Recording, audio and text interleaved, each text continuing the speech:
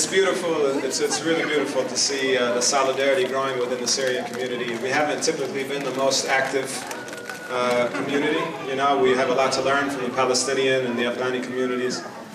But I'll say this year in particular, Eid was especially bittersweet for a lot of people.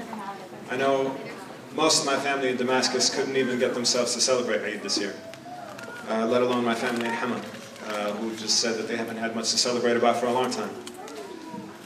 That's not to say that we don't recognize the blessings of being able to spend another day on this earth, but it just puts things in perspective when we see the amount of life lost day in and day out. Just yesterday, we heard about the massacre which had killed upwards of 400 people, I believe, in that area. It's it's strange to see the word massacre become so common and grow numb to it. It's really even worse to see that just in the beginning of this revolution, we knew the names of the people who were dying, and it's come to a point where we can't even keep up. So I just ask each and every one of you to keep the people of Syria in your dua, and if and when you have the opportunity to donate to the various charities such as Islamic Relief, to please do so. They're doing incredible work there. And of course, you know, the saying, if you can't change something with your hand, change it with your tongue. If you can't change it with your tongue, change it with your heart. And yeah, I'll just keep it right there. But thank you all for coming out once again. And I wanted to start with something that I wrote last year while many of the uprisings were taking place.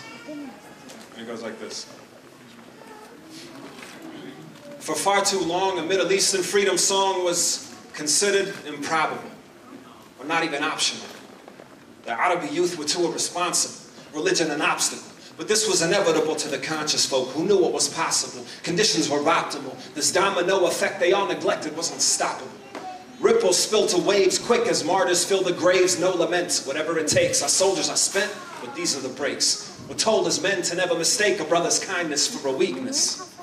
Well, the same applies to tyrants, sick in their pride's a sign of greatness. Humpty Dumpty sat on a wall, put up by Mason so he will fall flat on his face and give him the spoils, weapons, contracts, and oil. Oil. What are you cooking? Betting that they could keep getting away with the dough and nobody was looking at hubris wouldn't let them believe they ever could leave, that everyone needed them, please. As bad as naive as thinking that Palestine will not be free. It ain't up to you, Mr. Despot, or shall I say desperate. Shutting down the internet's just making us all more restless. Just don't get it. It's bigger than Facebook, bigger than Twitter. Now this is the sum of years of living in fear while you got the glitter. But it was in gold when citizens' hopes were sold to the highest bidder. Go cry us rivers, your crocodile tears are bitter. Sweet surrender, send them off, kicking and screaming with an agreement that their lenders cut them off at their knees and get to freezing bank accounts and whole amounts for what they stole amounts to treason. Till all these clowns are stepping down and skipping town. It's hunting season.